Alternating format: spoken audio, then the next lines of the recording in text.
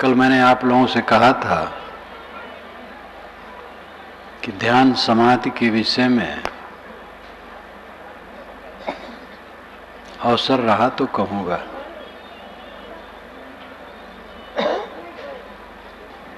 जीव का स्वरूप समाधि रूप है,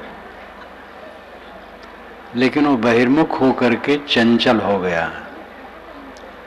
उसी अपने रूप में लौट आना है। सम आदि समाधि, आदि मानसिक पीड़ा, सम हो जाना, शांत हो जाना समाधि है। दुख कोई नहीं चाहता, दुख जीव का शत्रु है, लेकिन समझ नहीं पाता है, दुख भोगता है, अपने अहंकार से दुख भोगता है। अगर मेरे अंदर में कभी थोड़ा दुख उत्पन्न हुआ है तो उसमें कारण क्या है? अहंकार। कह सकते हैं आप लड़के ने कटु कहा तो दुख होगा ही, तो दुखी बने रहो, कौन रोकता है? जीवन भर दुखी रहो। कभी लड़का कह देगा, कभी पत्नी कह देगी, माता पिता तो अधिकार कहने का ही है, गुरु कह देंगे, उनका अधिकार है कहने का, शिष्य भी कह देगा, पड़ोसी कह देगा, दामाद कह देगा, साला कह देगा, समधी कह देगा, रास्ता चलते लोग कह देंगे। दुखी रहना चाहो दुखी रहो, कौन रोकता है? क्यों दुख है? अहंकार का फोड़ा हम बनाए हैं, इसीलिए दुख है। स्वरूप का अज्ञान, स्वरूप स्व खुद रूप पदार्थ, अपने पदार्थ के अज्ञान से। अपना पदार्थ क्या है? साहब ने साखी प्रकरण में बीजक में कहा है, शुरू में आई है साखी, जो चाहो निज तत्व को शब्द ही ले हो परख। निज तत्व पर तत्व अध्ययन के दो विषय हैं, निज और पर। निज है आपका अस्तित्व, पर है प्रकृति। स्व और पर ये दो हैं। स्व आत्मा है, पर जड़ है। जड़ में लोभ लोभ करके उससे अपने को जोड़ जोड़ करके सब जीव दुखी है। शरीर आप नहीं है, प्राण आप नहीं है, मन आप नहीं है, बुद्धि आप नहीं है। जो संसार के संबंधों में सुखानुभूति होती है वो भी आप नहीं है। सारा संबंध क्षणिक है। इन्हीं बातों में चिपक करके अपनी अस्मिता अहंकार बना करके जीव हर समय पीड़ित है। ये मेरी पत्नी है, ये मेरा पति है, ये मेरा पुत्र है, ये मेरा शिष्य है, ये मेरा धन है, ये मेरा मठ है, ये मेरा घर है, मेरा परिवार है, मेरा समाज है। यही सम्मान मान करके सब जल रहे हैं। ये सब मेरा नहीं है, ये सब एक संयोग है। मेरा कहना पड़ता है, लेकिन दृढ़ करके मेरा न मानो। श्री काशी साहब पारक सिद्धांत के एक मूर्धन्य संत हुए हैं। पारक सिद्धांत में आज तक सदगुरु कबीर के बाद 6 मूर्धन्य पुरुष हैं, बाकी और बहुत हैं, वो सब का योगदान है। कबीर साहब के बाद पहला नंबर है श्री गुरुदयाल साहब का, वो फतुहा में हुए हैं, बिहार पटना के पास। दूसरे हैं श्री रामराज साहब, वो गया में हुए हैं, बिहार में। तीसरे हैं श्री पूर्ण साहब, वो महाराष्ट्र के थे और बुरहानपुर में वो प्रसिद्ध हुए हैं। उनका गुरुस्थान रीवा था, जिसके महंत जी का भाषण अभी आप मेरे पहले सुन रहे थे। और उसके बाद श्री काशी साहब हैं, वही भी महाराष्ट्र के थे, लेकिन बुरहानपुर में उनकी शिक्षा दीक्षा हुई। उन्होंने पारक सिद्धांत का शास्त्रीय स्वरूप दिया और सभी व्यवस्था दी। उसके पश्चात श्री निर्मल साहब हैं, जो गोरखपुर बस्ती के बीच में हुए हैं। निर्मल सत्य ज्ञान प्रभाकर न्यायनामा उनकी पुस्तक है।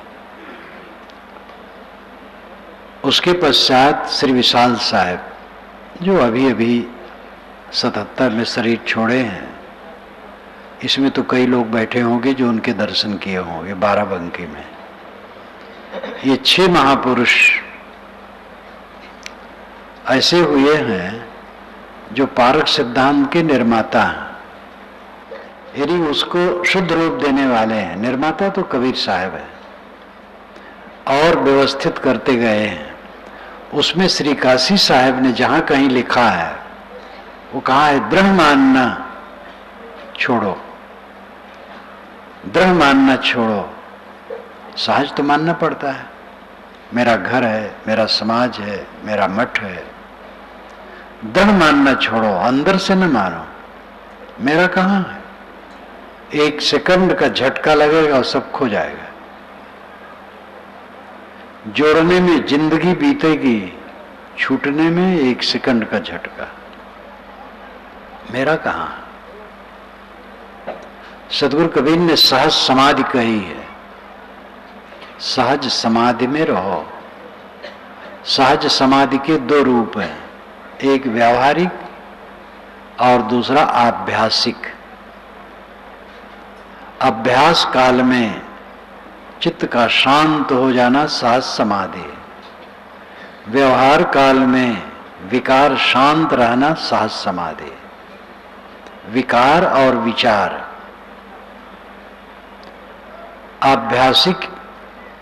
आभ्यासिक स्थिति में, जब अभ्यास में हम रहें, स्थिर होके बैठ गए, आंख मूंद ले, ध्यान में, उस समय सारे विचार बंद हो जाएं,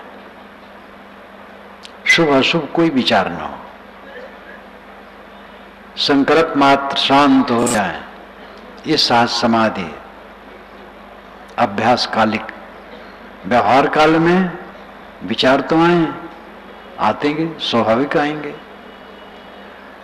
लेकिन विकार न हो। क्रोध, काम, द्वेष, ईर्षा, चिंता, उद्वेग, अशांति, कोई विकार न हो। ये जीवन है, इसके समान कुछ नहीं, कोई उपलब्धि नहीं। सब उपलब्धि थोथी है, झूठी है और झूठी होके रहती है। इसके लिए भक्ति, सेवा, सत्संग, साधना, ये सब में लगो। सेवा, स्वाध्याय, साधना, 3 का नाम ले लेने पर समग्रता आ जाती है। सेवा, स्वाध्याय, साधना की त्रिवेणी में जो निमज्जन करता है, उसको ये फल मिलता है सहज समाधि की।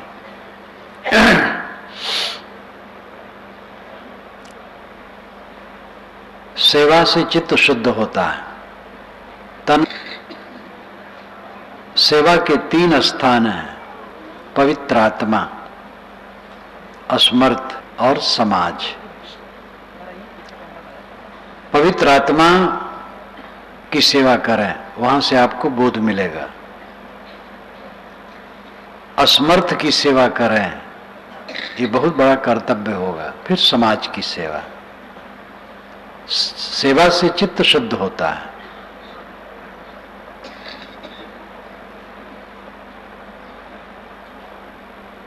सेवा के बाद स्वाध्याय।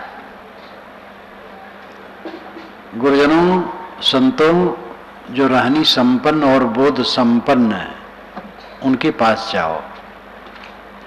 वेदांत की भाषा में श्रोत्री ब्रह्मनिष्ठ कहा जाता है।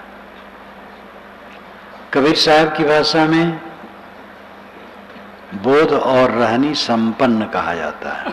बात वही है। श्रोत्री ब्रह्मनिष्ठ वेदांती कहते हैं। कैसा गुरु हो, कैसे संत हो, किसके पास समझाएं? जो श्रोत्री हो और ब्रह्मनिष्ठ हो। श्रोत्री का मतलब जो बहुत सुना हो। पहले पुस्तकें नहीं थी, गुरु से सुन सुन करके शिष्य ज्ञान ग्रहण करते थे। जो बहुत सुना हो वो ज्ञानी हो जाता है। और ब्रह्मनिष्ठ हो, ब्रह्म नाम आत्मा स्वयं आत्मनिष्ठ हो, आत्मलीन हो, ज्ञानी हो और ज्ञान का आचरण हो, आत्मलीन हो। सद्गुरु कबीर की परंपरा में कहा जाता है बोध और रहनी संपन्न हो। बोध समझ सब प्रकार से ठीक हो, व्यवहारिक आध्यात्मिक सब समझ ठीक हो, और रहनी हो। रहनी का मतलब है पवित्र ढंग से चलना। अब अंतिम बात है मन का शांत रहना। तो बोध रहनी संपन्न संत गुरु की संगत में जाओ और उनके विचारों को सुनो और मनन करो। आजकल ग्रंथ बहुत हो गए, ये आपके लिए बड़ी सुविधा है। पहले ग्रंथ होते थे, किसी महापुरुष ने कुछ लिखा, कॉपी में रहती थी चीजों, दूसरे लोग प्रतिलिपि करते थे। जब सदगुरु श्री पूर्ण साहब ने बीजक त्रिज्या टीका लिखी, रीवा में उन्होंने शुरू किया था, रीवा वही गुरुस्थान था, लेकिन राजा के विचारों की भिन्नता के नाते वहां से वो चले गए थे। तो कई जगह घूमे, फिर अंत में बुरहानपुर में बैठ के पूरा किए। तो जब उन्होंने पूरा कर दिया तब रीवा नरेश ने अपना एक पंडित भेजा, श्री पूर्ण साहब की टीका पूरी नकल करा करके उसने मंगाया और उसको पढ़ा, फिर अपनी टीका किया। बड़ा भ्रम था कि पूर्ण साहब की टीका पीछे बनी है और रीवा नरेश के पहले, लेकिन गलत है। रीवा नरेश की टीका पीछे बनी है, पूर्ण साहब की पहले। स्वामी शंकराचार्य हो या कोई महापुरुष हो, जो लिखते थे कॉपी में रहती थी और लोग उसकी नकल कर कर के ले जाते थे। आजकल हजारों प्रतियां छपती रहती हैं, फैलती रहती हैं। ये बहुत सुविधा का समय है। जो नया विज्ञान आया कैसेट, उसने तो और कमाल कर दिया। अपने घर बैठे सुनते रहो। एक भक्त मुझे बताए अपना नियम कि साहब मैं कैसे करता हूँ, रात में कैसेट लगा देता हूँ और बंद कर देता हूँ। नींद खुलती है बस तुरंत बटन दबा देता हूँ, प्रवचन शुरू हो जाता है। फिर मैं शौच, मंजन, व्यायाम, स्नान सब करता हूँ। इसमें 1 घंटा लगता है। 1 घंटा प्रवचन भी सुनता हूँ और ये काम भी करता हूँ। जब नियम पूरा हो गया शौच स्नान का, तब ध्यान करता हूँ, तब कैसेट बंद कर देता हूँ। ध्यान के बाद थोड़ा अध्ययन करता हूँ, तब जलपान के ऑफिस जाता हूँ, जलपान करके। तो 1 घंटा जो शौच, व्यायाम, स्नान में बीतता है वो प्रवचन सुनता हूँ। ये सब सुविधाएं हो गई। इसका दुरुपयोग होता है टीवी इत्यादि में। दुरुपयोग करने वाले कर रहे हैं, जो सदुपयोग करने वाले वह समझें। सदुपयोग दुरुपयोग सब समय रहा है। सब समय में जीव मुक्त हुए हैं, आज भी होंगे, आगे भी होंगे, और सब समय जीव बंधन में रहे। महावीर स्वामी का समय, तथागत बुद्ध का समय, सनत कुमार का समय, स्वामी शंकराचार्य का समय, सदगुरु कबीर का समय ऐसे रहा जैसे आज है। धूल, गर्दा, हल्ला, गुल्ला, राग, द्वेष, कलह, कल्पना, जो आज है वही तब भी था। और उसी बीच में अनेक संत अपना उद्धार कर गए। आज भी जो उद्धार करना चाहेगा कर लेगा। आज समय खराब नहीं है, बहुत बढ़िया। स्वाध्याय करो, संतों से सुनो, गुनो, और स्वयं ग्रंथ पढ़ो। बोध और रहनी के विषय में खूब समझो। और फिर साधना, अपने पर नियंत्रण। खान पान में सादा खाओ, नशा ना लो, कोई नशा ना लो, पान भी ना खाओ, सादा भोजन करो। मिर्च मसाले हितकर नहीं है, हल्का नमक, जीरा, धनिया, ये बहुत है। सादा भोजन करो, लड़ाई झगड़ा न रखो, विवाद न रखो। कोई विवाद करे तो विवाद न करो। घर में बाहर कहीं भी पति गर्म हो जाए तो पत्नी संभाल ले, पत्नी गर्म हो तो पति संभाल ले। जिस समय जो गर्म होता है उस समय होश में नहीं रहता है, तो क्षमा का पात्र है। लड़ो मत, विवाद से रहित रहो और ध्यान का अभ्यास करो। जो हल्का भोजन रखेगा और विचार हल्का रखेगा उसका ध्यान बढ़िया बनेगा। जो डट करके खाएगा वो ध्यान नहीं कर पाएगा। डट करके खाने वाला स्वास्थ्य ही खराब कर देता है। हमें जो विश्वास है कि डट के खाना चाहिए, इससे स्वास्थ्य रहता है, बहुत नुकसानदेह। हल्का खाना चाहिए, इसका अनुभव मुझे स्वयं है। मेरे लिए शिकायत है आप लोगों की, प्राय कहते साहब आप बहुत दुबले हैं, बहुत दुबले हैं। अरे कितने लोग तो इतने दुखी हो जाते हैं साहब, सूख गए। अरे सूखने वो गीला होने की चीजें है, इसमें धारा क्या है? कहीं कबीर ये काया खोटी, कभी पतरी कभी मोटी। कम खाता हूं और काम खूब करता हूं, स्वस्थ रहता हूं। अब तो चलने का समय नहीं मिलता, गाड़ी घोड़ा लोग लाते हैं, लेकिन चलना पड़े 4-6 मील तो कुछ भी नहीं है। 10-15 मील चलता रहूं, थकता नहीं। और अभी किसी काम में जो मैं काम करता हूं थकता नहीं, और विश्वास करता हूं शरीर से मोटा काम करूं वो भी कर ले जाऊंगा, लेकिन अवसर नहीं पड़ता है। नींद ठीक से आती है, सब बढ़िया है। कम खा करके सीखो तो समझो, कम खाना बहुत जरूरी है, लेकिन बहुत कम नहीं। कम खाने का लक्षण यह है कि भोजन के टाइम में खरी भूख लगे तब आपने कम खाया है, और खरी भूख होती है जब, तब भोजन मीठा लगता है और उसका रक्त अच्छा बनता है, रस रक्त, और शौच साफ होता है। टट्टी पतली हो रही है तो आप ज्यादा खा रहे हैं। अब कोई असावधानी करे, बहुत कम खाए तो सूख जाएगी, वो भी ठीक नहीं है। बंद करके टट्टी आनी चाहिए और टाइम से भूख लगना चाहिए। पेट साफ हो, मन साफ हो, बस कृतार्थ है वो आदमी। जीवन का सुख बहुत सस्ता है, उसके लिए बहुत वैभव नहीं चाहिए। पेट साफ रखना चाहिए, मन साफ रखना चाहिए, और दोनों अपने अधिकार में है। सात्विक भोजन करो, सादा करो, हल्का खाओ, और विवाद से रहित रहो। क्षमा, गम, संतोष रखो, अपने पर संयम, मन ठीक रहेगा, बस महासुखी।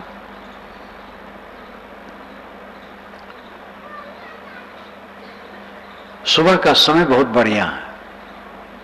अगर आप स्नान करके बैठे तो और अच्छा है, शौच स्नान करके। किसी को सुविधा ऐसी नहीं है, उसको शौच देर में होती है, या शौच तो हो लिया, स्नान करने का भी सुविधा नहीं है, तो ऐसे बैठो, कोई बात नहीं। स्नान करके बैठने से और अच्छा रहता है। और स्थिर होके बैठो, सिर, गला, कंधा सीधा रखो, झुक करके नहीं, और आंखें भी बंद कर लो, और किसी आधार में अपने मन को ठहराओ, शुभ आधार। जब आदमी ध्यान में बैठता है तो ध्यान में क्या आता है? जो देखा सुना भोगा है, यही आता, और कुछ नहीं आता। देखे हैं, सुने हैं, भोगे हैं, उसी की याद आती है। तो इन्हीं में से एक शुद्ध आधार छांट लो, उसमें मन टिकाओ, बाकी में न टिकाओ। आंखें बंद की तो किसी संत पुरुष का चित्र मन में ले लो जिनमें आपकी सहज श्रद्धा है, उसी चित्र में अपने मन को रोको। बाकी जो देखते हो, सुनते हो, भोगे हो, उसको ना ख्याल करो। चित्र को देखे हो, देखा तो वो भी है, लेकिन उससे मन अच्छा बनेगा। दूसरी साधना है, आंखें बंद हैं तो बंद आंखों में अंधकार प्रकाश जो दिखे उसी में मन को ठहराओ। इसको दृष्टि योग कहते हैं। जब हम आंखें बंद करते हैं तो या तो अंधकार दिखाई देता है, या तो प्रकाश दिखाई देता है, या तो मृत अंधकार प्रकाश दिखाई देता है, ज्योत दिखाई देती है, गर्मी होती है आंख में। तो जो दिखाई दे, कुछ कल्पना न करो, जो दिखाई दे उसी में मन को ठहराओ, बाकी चीज न सोचो। ये दृष्टि योग है। स्वर योग, सांस आती जाती है अपने आप, सांस पर मन ठहराओ, सांस अपने आप आ जा रही है। केवल सांस पर मन ठहराओ, ख्याल यही रखो कि सांस आ जा रही है, तो सांस पर मन को लगाओ और कुछ न सोचो। इसको कहते हैं स्वर योग। बिंदु योग, एक चमकता हुआ बिंदु मस्तिष्क में, त्रिकुटी में, कंठ में, हृदय में कल्पना कर ली, उसी में मन को रोकते, इसको कहते बिंदु योग। कुछ साधक शब्द योग करते हैं, दोनों कानों में उंगली डाल ली तो आवाज आने लगती है, उसी में मन ठहराते हैं। जब अभ्यास हो जाता है तो कान में उंगली नहीं डालना पड़ता, अपने आप सुनाई देता है। शरीर यंत्र है, इसमें आवाज होती है। ये सब मन को ठहराने के आलंबन है। ये सब विषय है, विषय नाम पदार्थ, जड़ पदार्थ। लेकिन एक कांटा चुभा है तो दूसरे कांटे से खोद करके निकालना पड़ता है। दोनों कांटे हैं, पहला वाला कांटा निकल गया, दोनों कांटा फेंक दिए। तो बेकार की चीजें, काम वासना की चीजें, क्रोध लोभ राग द्वेष, प्रपंच की चीजें याद में आती हैं। उसकी अपेक्षा किसी संत पुरुष का ध्यान, दृष्टि योग, स्वर योग, नाद योग, बिंदु योग, कोई आधार लो। ध्यान क्या है? एक छोटी सी पुस्तक है, ये बुक स्टॉल में आपको मिलेगी, वो रखो, 50 बार पढ़ डालो, खूब अभ्यास हो जाएगा। उसके आधार पर आप ध्यान सरलता से कर सकेंगे। ये सब मन रोकने के साधन है। अंतिम ध्यान ये नहीं है। अंतिम ध्यान है कुछ न सोचना, और उसके लिए दृष्टाभ्यास। ये दृष्टाभ्यास राजमार्ग है, सबसे मान्य है। दृष्टाभ्यास का अर्थ होता है जैसे नदी के किनारे एक व्यक्ति बैठा है, नदी की तरंगमालाओं को देखता है, बहता नहीं है, खाली देख रहा है। ऐसे दृढ़ होकर बैठो और जो याद आए उसको देखो उदासीन होकर। इस दृष्टि से देखो कि कुछ न याद आए। याद आ गया, छोड़ दो, छोड़ते जाओ, छोड़ते जाओ, छोड़ते जाओ। तटस्थ, उदासीन। तटस्थ का मतलब है तट पर स्थित। तट अस्थ, दो पद मिलाकर के तटस्थ शब्द बनता है। नदी के किनारे को तट कहते हैं, और उस किनारे पर जो बैठा हो अस्त स्थित है, तटस्थ। संकल्पों में तटस्थ रहो, संकल्पों को केवल देखो, संकल्पों में बहो न। जो याद आए छोड़ते जाओ, छोड़ते जाओ, छोड़ते जाओ। उदासीन, इसको कहते हैं दृष्टाभ्यास। ये दीर्घ काल तक करते करते ऐसी शक्ति आ जाती है कि सोचना बंद हो जाता है, कुछ ख्याल नहीं आता है। और जब ये शक्ति पूरी हो जाती है तो साधक को दृष्टाभ्यास भी नहीं करना पड़ता है। वो ध्यान दिया उधर, मन शांत, सोचना एकदम बंद। अभ्यास और वैराग की शक्ति जब बढ़ती है तब ये दशा आती है। अभ्यास और वैराग्य, वैराग्य है विषयों से हटना, अभ्यास है आत्मा में लगना। बारंबार आत्मचिंतन करते करते, स्वरूप स्मरण करते करते, मैं अजर हूं, अमर हूं, अखंड हूं, शुद्ध हूं, निर्मल हूं, मैं शरीर नहीं हूं, प्राण नहीं हूं, मन नहीं हूं, बुद्धि नहीं हूं, अहंकार नहीं हूं, दृश्य मात्र में नहीं हूं, मैं तो दृष्टा हूं। इस प्रकार का विचार करते करते अभ्यास बढ़ता है और फिर साक्षी अभ्यास, दृष्टाभ्यास और वैराग्य। संसार की सब चीजें नश्वर हैं, कुछ रहने वाली नहीं। जिसको हम अपनी उपलब्धि कहते हो, हमारी उपलब्धि नहीं है, भ्रम है। बचपन से आज तक देख चुके हैं, होश में नहीं है। कितनी उपलब्धियां हुई, कुछ रहा? इसमें बैठे रहने वाले कितने होंगे जिन्होंने जीवन में कितना रुपया कमाया होगा? कुछ है? आया और गया, इधर से आता है उधर जाता है। 100 वर्ष पुरानी चीज आपके घर में नहीं होगी। 100 वर्ष का मकान बड़े बड़े शहरों में कोई कोई होता है, जबकि आजकल पक्का मकान बन रहा है। तो काल सबको पीस करके रख देता है। चारों तरफ जो दिखाई देता केवल धूल है, केवल धूल है। वही धूल अनेक रूप रंगों में निर्मित होकर के कार्य पदार्थ उपस्थित है। स्त्रियों के शरीर, पुरुषों के शरीर, काष्ठ, पत्थर, रुपया, पैसा, बर्तन, चांदी, सोना, अन्न, यंत्र, किताबें, नाम कितने लिए जाए। निर्मित पदार्थ जितने हैं उनको कार्य कहते हैं और मिट्टी, पानी, आग, हवा को कारण कहते हैं। कारण कार्य का ये जगत प्रवाह है। जिसको आप उपलब्धि कहते हैं और अपना ऐश्वर्य कहते हो, केवल धूल है। लेकिन ये समझ में नहीं आता, इसलिए सब भ्रांति में है।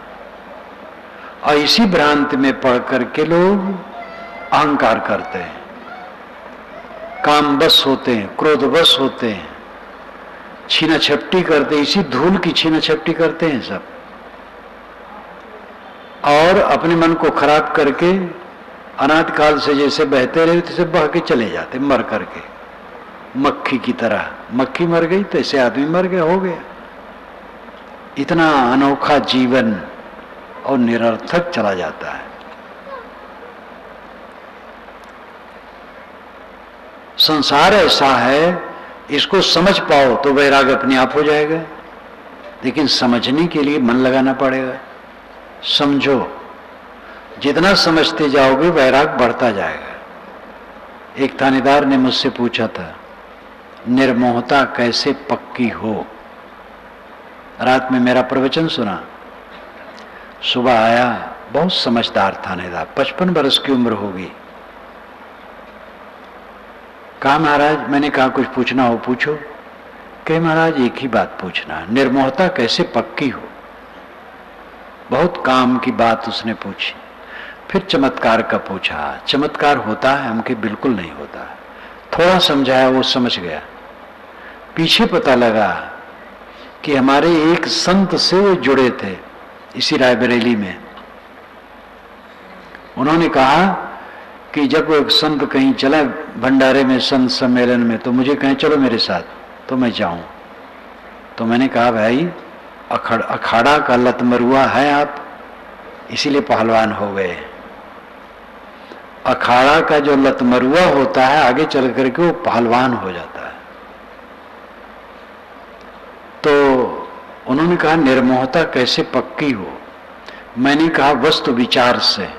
तो इस पर कुछ बोला, जैसे मेरी गोद में मेरा पुत्र है, थोड़ा विचार करें तो एक लड़का है, थोड़ा और विचार करें तो हाड़ मांस का एक लौंदा है, थोड़ा और विचार करें तो मिट्टी का पिंड है, थोड़ा और विचार करें तो कणों का प्रवाह है। विचार करते जाओगे वस्तु खत्म होती जाएगी, यानी खत्म होने की स्थिति का अनुभव होगा, अंत वाली बात याद आएगी। अंत में क्या होना है? कणों का प्रवाह। सभी शरीर कणों के प्रवाह हैं। इस पर अकेले में बैठो, सोचो, बराबर सोचो देर तक। अभ्यास बनते बनते वैराग कपड़ा नहीं है। हम लोगों के जो साधु के कपड़े हैं, ये कपड़े से वैराग नहीं होता है, और न घर छोड़ने से वैराग होता है। घर छूटता है वैराग से, लेकिन जो पक्का हो, छोड़ करके भी वैराग ठंडा हो जाता है तो बेकार हो जाता है। चाहे कोई घर में हो और चाहे साधु आश्रम में हो, चाहे वो गृहस्थ का कपड़ा पहने हो चाहे साधु का कपड़ा पहने हो, स्त्री हो पुरुष हो, सबको वैराग की जरूरत है, क्योंकि सबको संसार अचानक छोड़ना है और सबको सुख चाहिए, और राग से दुख होता है, वैराग से सुख होता है। एक सुख का आधार है वैराग। वैराग का अर्थ क्या है? अनासक्ति। अनासक्ति कोमल भाषा है, वैराग भड़काऊ भाषा है। वैराग कहने से एक भड़क होती है और अनासक्ति कोमल भाषा है, बात दोनों एक है। चित्त अनासक्त होगा तब दुखहीन होगा, चित्त आसक्त होगा तो दुखहीन नहीं होगा। अनासक्त चित्त दुखहीन होता है। जो समय बीतता है इसी में हम अपना काम कर सकते हैं। काम न करें, 10 गुना समय बढ़ जाए, क्या फायदा है? अभ्यास और वैराग जब दोनों बढ़ जाता है और चरम सीमा पर अभ्यास वैराग बढ़ गया तो दृष्टा अभ्यास भी नहीं करना पड़ता है। साधक जब चाहता है बैठा और मन से शांत, ये समाधि। कुछ न सोचना समाधि, कुछ न सोचना ध्यान है। ध्यानम निर्विषयम मनः, ये कपिल जी महाराज का सूत्र है। ध्यानम निर्विषयम मनः। ध्यान क्या है? मन का निर्विषय हो जाना। विषय नाम पदार्थ। ख्याल में पदार्थ आते हैं, चित्तवृत्ति में पदार्थ आते हैं और शब्द आते हैं, नाम रूप स्मृति में चलते। इस पर जरा ध्यान दीजिए। जब हम ख्याल करते हैं, कुछ चित्तवृत्ति चलती है तो उसमें नाम रूप दोनों तरंगायित होते हैं। हम बैठे हैं, सड़क की ख्याल आई तो सड़क का 3 अक्षरों का नाम हमारे दिमाग में आ गया और उसका लंबा आकार दिमाग में आ गया। ये नाम रूप दोनों आ गए। गोबर की याद आई, गोबर नाम आ गया और गोबर का आकार आ गया। इसी प्रकार और समझ लें, जितनी स्मृति आएंगी उनमें नाम रूप आएंगे, अस्मृत और नाम रूप। अस्मृत शांत हो गई तो नाम रूप शांत हो जाते हैं, तब शुद्ध चेतन सत्ता मात्र रह जाती है। अत्यंत ऊंचा पद है, इससे ऊंचा पद कुछ नहीं, सर्वोच्च पद है। योगश्चित्त वृत्ति निरोध, पतंजल महाराज कहते हैं, योगश्चित्त वृत्ति निरोध। योग चित्तवृत्ति निरोध। योग क्या है? चित्त वृत्ति का निरोध, चित्त की उर्मियों तरंगों का निरोध। पानी और पानी की तरंग, ऐसे चित्त और चित्त की वृत्ति। पानी और तरंग अलग अलग नहीं है। तरंग पानी की एक विशेष अवस्था है। तरंग नहीं उठती है तब भी पानी है, तालाब में पानी है, शांत है। हवा आई या किसी ने कोई पदार्थ डाल दिया तो तरंग उठ गई। इसी प्रकार चित्त तो है, लेकिन जब चित्त में स्मरणों का प्रवाह चला तो तरंग है, वही वृत्ति है। वृत्त कहते हैं घेरा को, लपेट को। तो वो लपेट ऐसा है कि क्षण क्षण में लपेट बदलता रहता है, चित्तवृत्ति बदलती रहती है। इन सारी चित्तवृत्तियों का एकदम शांत हो जाना योग है। कुछ न सोचना योग है, कुछ न सोचना ध्यान है, कुछ न सोचना समाधि है। ये सहज है और कठिन है, सबको कठिन लगता है क्योंकि सब बहिर्मुख है। लौकिक उपलब्धियों में पुलके समय बिता रहे, गृहस्थ नहीं साधु भी। मान बड़ाई, पद प्रतिष्ठा, इसी में मन फूला फूला घूमता है। कितने साधु तो यही समझ लेते हम साधु वेश मिला है तो एक ही काम के लिए मिला है, पूजा सत्कार हो।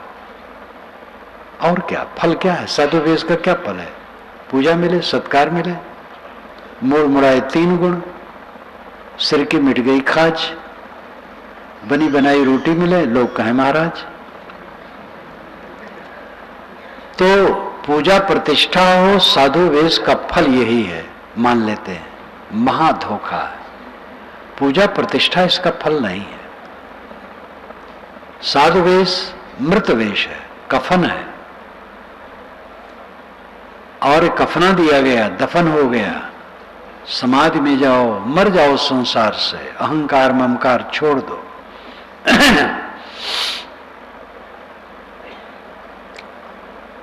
कोई भी हो, अनासक्ति अवस्था सुख स्वरूप है। संसार की नश्वरता का पूरा बोध जब बना रहता है तो चित्त में कोई दुख नहीं रहता है। इस धरती पर वे धन्य हैं जिनके मन में दुख नहीं है।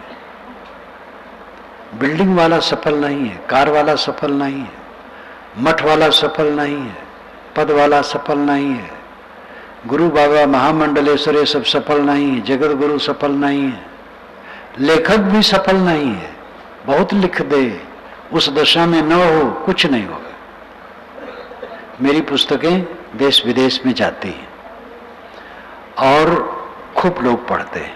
हमारे साधु लोग बारहों महीना छपाते हैं, हर समय मांग बनी रहती है, बहुत व्यस्त रहते हैं।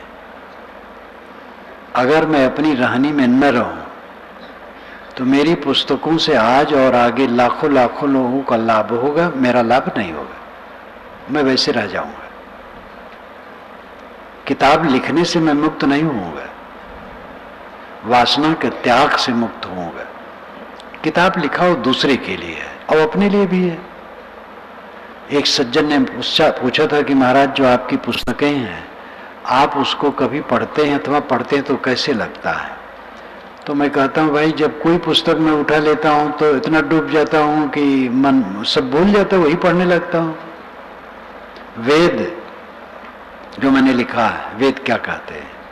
साधना की बातें कम हैं, लोक व्यवहार की बातें बहुत हैं, लेकिन उसको पढ़ने लगता हूँ, उसी में रम जाता हूँ। और बीजक व्याख्या, कबीर दर्शन इत्यादि की तो बात ही अलग है, वो तो सीधे सब वही है। तो अपने लिए भी लाभकर है, दूसरे के लिए भी लाभकर है। लेकिन लाभ का मतलब क्या है? लाभ का मतलब है कलह कल्पना शांत हो जाए, झगड़ा न रहे मन में और किसी से, और कल्पना न रहे, तृप्त आत्मा, संतुष्ट आत्मा, निरंतर संतुष्ट। ये समाधि का फल है। इसमें ऐसे भी लोग हैं जिसको सुने नहीं होंगे, और ऐसे लोग हैं जो साधना करते हैं, और बीच के लोग भी हैं जो नहीं सुने हैं, वो सुन करके इस पर सोचें और सीखें कि क्या है। जो कुछ समझे हैं इसको और बढ़ावें, और जो इसमें रमते हैं इसको और गहराई में जाएं। संतोष सहज समाधि भली, सद्गुरु ने कहा है। बीजक में कहा है सहज ध्यान रहो, सहज ध्यान रहो। सहज ध्यान है, सहज आपका स्वरूप क्या है? चेतन। आप केवल चेतन है बस, न स्त्री है, न पुरुष है, न काला है, न गोरा है, न ब्राह्मण है, न शूद्र है, न बिहार के हैं, न उत्तर प्रदेश के हैं, न गुजरात के हैं, न छत्तीसगढ़ के हैं। ये सब तो औपाधिक चीजें हैं। आप शुद्ध चेतन हैं, देश कालातीत है, आप किसी देश और काल के नहीं हैं। देश और काल दोनों से अतीत, शुद्ध बुद्ध निर्मल असंग है। इस भाव को सोचें। आप परमात्मा है, ब्रह्म है, राम है, खुदा है, अल्लाह है। परमानंद पद आप में है, परम सुख आप में है, फिर दुखी क्यों? समझ नहीं है, उस स्थिति में नहीं है। इस पर मुझे याद आती है, छत्तीसगढ़ के जंगली क्षेत्र में मेरा कार्यक्रम था, बड़ा कार्यक्रम था। एक वृद्ध 10-5 साथियों के साथ आए। वो कबीरपंथी नहीं थे, सुने थे मेरे कि उनको सुनना है। विचार सुने होंगे या ऐसे सुने होंगे, महिमा केवल आए। वेद के मंत्र कुछ लिख करके लाए थे कि महाराज इसका अर्थ क्या है? तो अर्थ बताने लगा। कहे नहीं, वो सब अर्थ न बताइए, खास एक बात हमके बताओ क्या है। तो ब्रह्म के 3 पाद अमृत में स्थित है और 1 पाद में ये जड़ प्रकृत जगत है, ये वेद में आता है। तो कहा महाराज जो ब्रह्म का पाद नाम हिस्सा, यानी ब्रह्म के 1/4 में तो ये जगत है जो प्रपंच है, और 3/4 में अमृत है। तो कहा महाराज वो 3/4 3 पाद जो अमृत है वो कहाँ है? तो मैंने कहा केवल कागज में है। तो स्तंभित हो गए। कहे महाराज जगत गुरु मंडलेश्वरों बड़े बड़े प्रवक्ताओं से पूछा, कोई समाधान नहीं कर पाया। मैंने कहा भाई तो मैं तो बहुत छोटा आदमी हूं, मैं कैसे कर पाऊंगा? मैंने कहा केवल कागज में है, लिखा है बस। तो कहे महाराज तब कहीं अमृत है कि नहीं? मैंने कहा है। कि कहाँ है? मैंने कहा आप में। कि अनुभव नहीं होता है। मैंने कहा संसार से निष्काम नहीं होते इसलिए।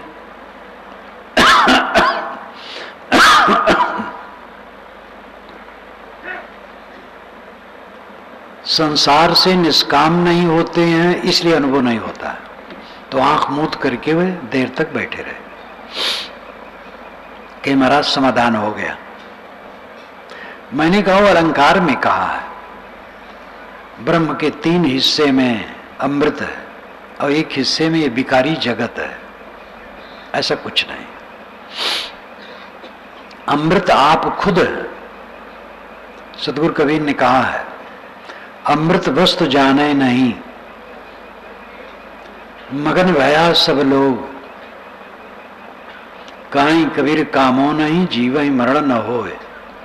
अमृत वस्तु जाने नहीं, मगन भया सब लोग, काई कबीर कामो नहीं, जीवहि मरण न होए। लोग अमृत वस्तु नहीं जानते, सब विषयों में मगन है, दुनिया की चीजों में मगन है। तो अमृत क्या है? कामो नहीं। जब कामना चित्त की निवृत्त हो जाए, निष्काम चित्त हो जाए, कुछ न चाहे, कोई कामना नहीं जगत की, और जीव ही मरण न होए, जीव का मरण नहीं होता है। जीव अमृत है, वो मरता नहीं। मृत नाम मरा हुआ, अमृत नाम जो न मरे। जीव अमृत है, लेकिन उसकी पूर्णता तब होती जब कामो नहीं, कामना न हो। ये सिद्धांत और व्यवहार है, थ्योरी और प्रैक्टिकल है। आत्मा अमृत है, ये थ्योरी है, सिद्धांत है। निष्काम होना ये व्यवहार है, यही प्रैक्टिकल है। निष्काम हो जाओ बस अमृत है। तकलीफ कहां से होती? कामना से। कामना कहां से होती? अहंकार से। सब जीव अहंकार में डूबे हैं, जो उनका नहीं है उसी में अहंकार गांठे बैठे हैं। आपका क्या है? आपका तो कुछ भी नहीं है। और ये बात बड़ी सरल है समझना। जब जीव शरीर छोड़ के जाता है तो कुछ लेके नहीं जाता है, और अकेले आया है अकेले जाएगा। क्या सहज नहीं समझा जा सकता इस दुनिया में मेरा कुछ नहीं है? हम जीवन भर उन वस्तुओं के मालिक बने बैठे रहते हैं जो मेरी बिल्कुल नहीं है। ये जिंदगी का कितना बड़ा धोखा है। और ऐसे धोखे में जो पड़ा है वो दुख नहीं पाएगा तो क्या पाएगा? माने बैठा है मेरा है, ये शरीर मेरा है, ये मेरी उपलब्धियां हैं।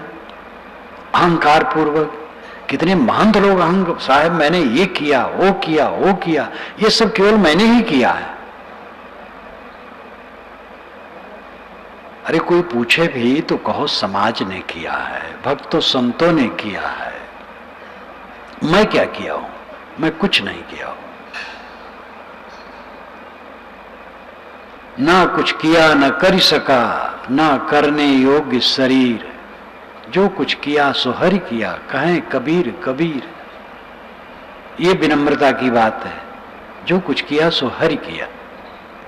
हरि नियम है, नियमों से सब होता है। प्राकृतिक नियम, सामाजिक नियम। सरकार क्या है? राष्ट्रपति कहता है मेरी सरकार ये काम करेगी, प्रधानमंत्री कहता है मेरी सरकार ने ये संकल्प लिया है ये काम करेगी। राष्ट्रपति सरकार नहीं है, प्रधानमंत्री सरकार नहीं, तो कौन सरकार है फिर? विधान। विधान सरकार है। प्रकृति का नियम विधान है, वो सरकार है। और मनुष्य का बनाया नियम जो कल्याणकारी वो विधान है। हरि ये विधान है। विधान से होता है, विधि से होता है। मैं करता हूं ऐसा करके ही तो सब फंसते हैं। अब ऐसे अहंकारी गुरु महंत होते हैं कि ऐसा करते करते उनके पास एक आदमी भी खड़ा नहीं होना चाहता है, क्योंकि वह सब में हेठी दूसरे की मानते हैं, वो अपनी विशेषता। मैंने सब किया, मैंने सब किया, मैंने सब किया। गृहस्थों में तो है ही, जब साधु कहलाने वैसे हैं तो गृहस्थों में क्या कहें? क्या किया? कुछ नहीं किया। अब अंतिम काम जो कर लेगा तो उसको करना क्या कहेगा? आत्म अनुभव जब भया तब नहीं हर्ष विषाद, चित्र दीप सम होए रहे तज के बाद विवाद। ये सदगुरु कबीर की साखी है। जब आत्म अनुभव हुआ तो हर्ष विषाद खत्म हो गया। चित्त में केवल आत्म अनुभव, जगत नहीं। अनात्म चिंतनम त्यक्ता कश्मलम दुख कारणम चिंतयात्मानमानंद रूपम यन मुक्ति कारणम। ये स्वामी शंकराचार्य ने विवेक चूड़ामणि में कहा। स्वामी शंकराचार्य क्या कहते हैं? ये पुस्तक अब व्याख्या पूर्वक बुक स्टॉल में आ गई है। अनात्म चिंतनम त्यक्ता, अनात्म चिंतन का त्याग करो।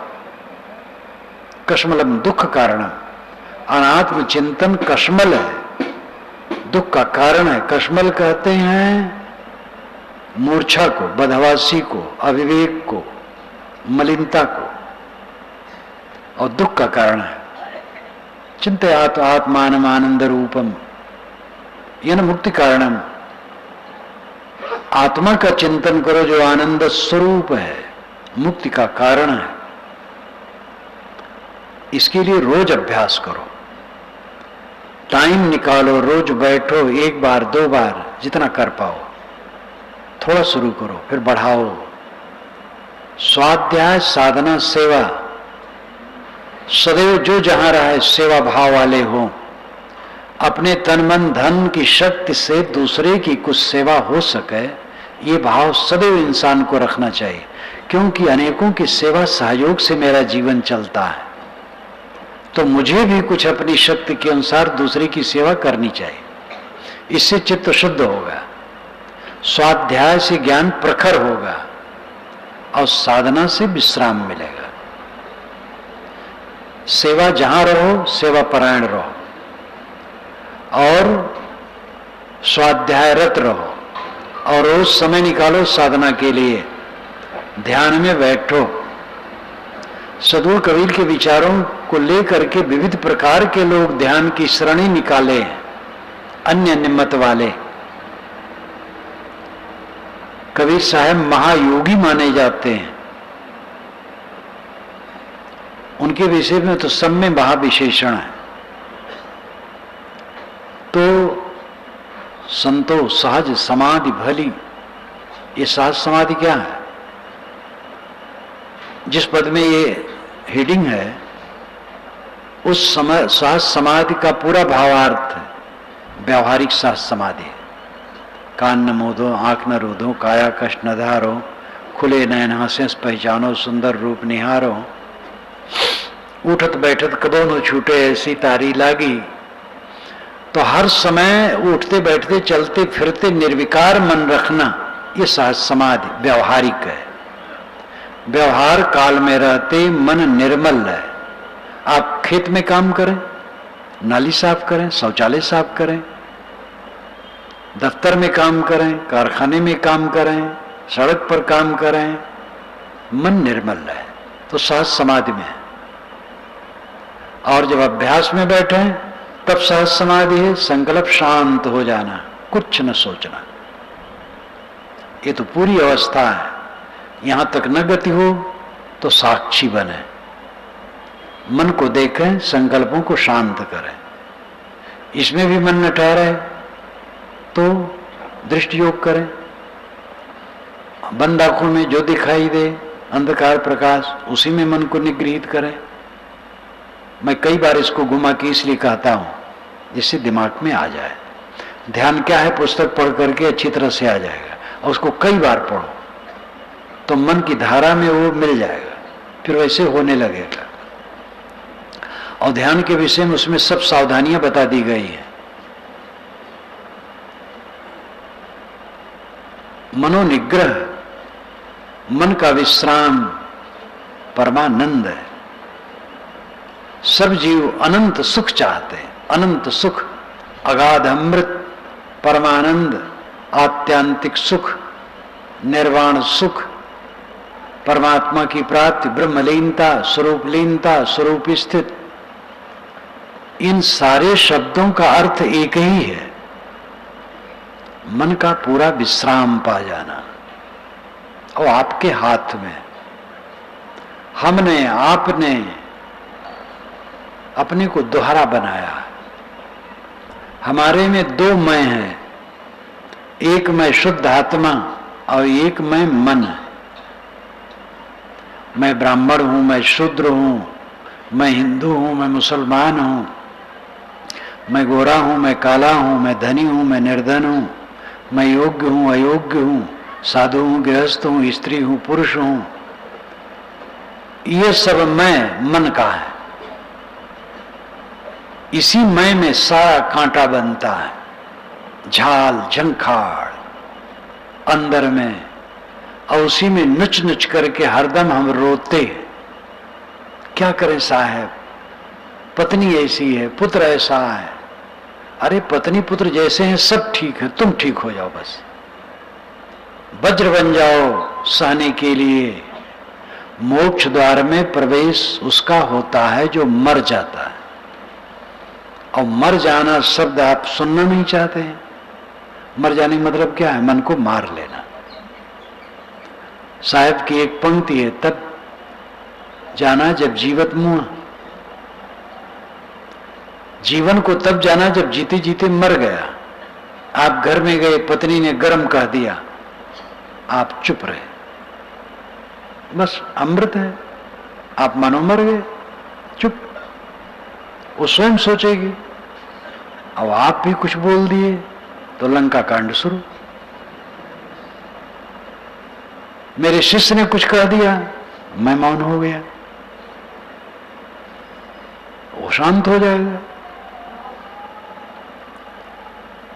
क्रोध में दुख बढ़ता है, मन को मारो। साधना क्या है? सह लेना। इंद्रिय के विकार मन में आए, सह लो, वैसा काम न करो। मन के विकार आए, उसको सह लो, ऐसा काम न करो। कोई उल्टा पलटा कहा, उसको सह लो, ऐसा काम न करो। सब समय सहना साधना है।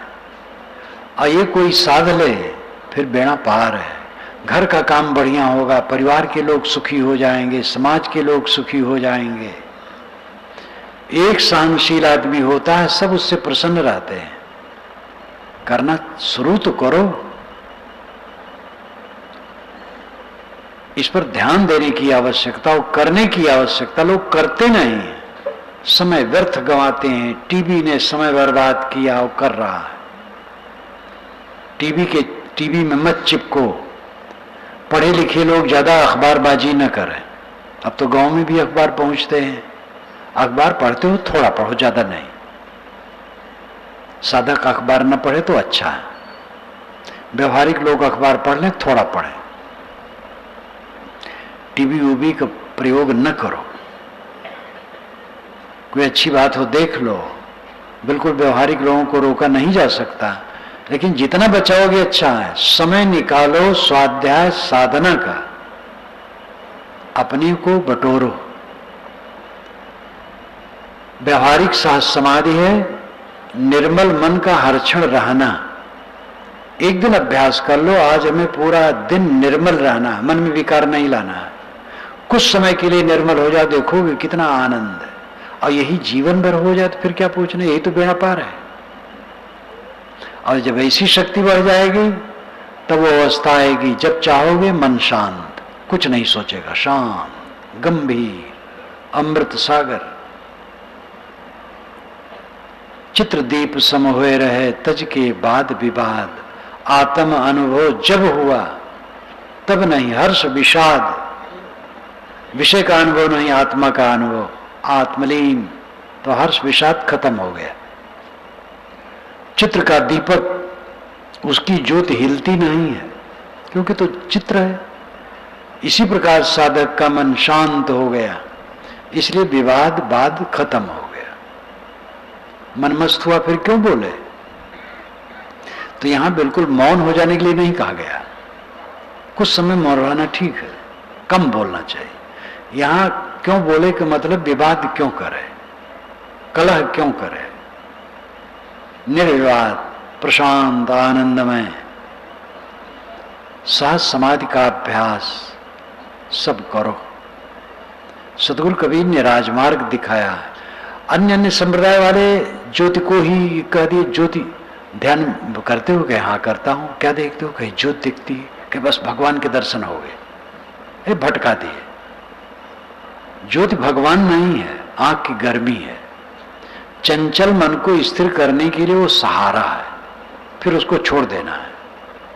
शब्द सुनाई दिया, हाँ बस शब्द भगवान है। शब्द तो जड़ विषय है, मन को ठहराने के लिए शब्द का ध्यान किया जाता है, अंत में उसको छोड़ देना है।